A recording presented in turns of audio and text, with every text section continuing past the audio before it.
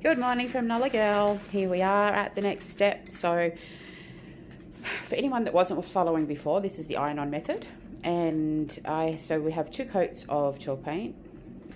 We have 2 coats of Selly Quick Grip, I think it's called. That was silly. I should have had that there.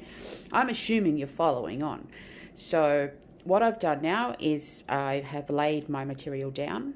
Notice it's not perfect. Nothing I ever do is perfect. I've just frayed the edges a little.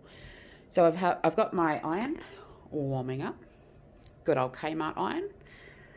Now what we do is place your baking paper.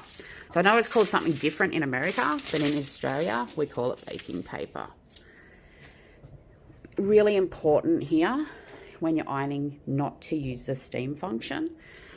And it's just a simple, nice and slow ironing over the areas. So what this is doing is actually activating that glue, which was important that we had it dry. So it's activating from underneath. So like reactivating is probably a better word for it. Like I said, you can use this with tissue paper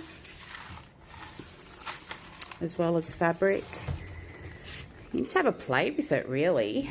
And because I'm not really good at this filming thing yet, I'm just going to put that iron down, move my paper across. I don't know how you amazing YouTubers do all this, but I suppose I'm not really set up. So you can already see the smoothness. This material was in pretty good shape to start with. Where I find it works so well is on napkin paper where like it's already had a crease in it.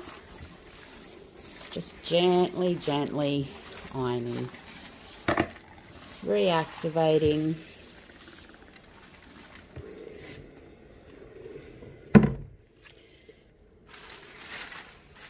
And that's it. It is simply that simple.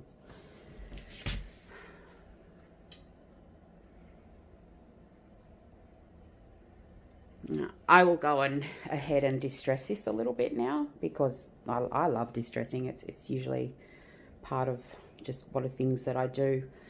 I did not have a good result with the Artisan Flat Matte Sealer.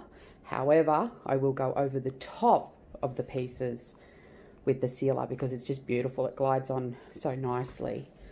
So if coming back to the red deer table, excuse the coffee cup, I have been, coffee makes me work.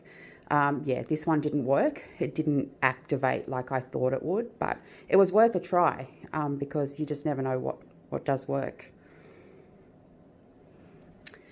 So now, just waiting on this one to dry so I can finish.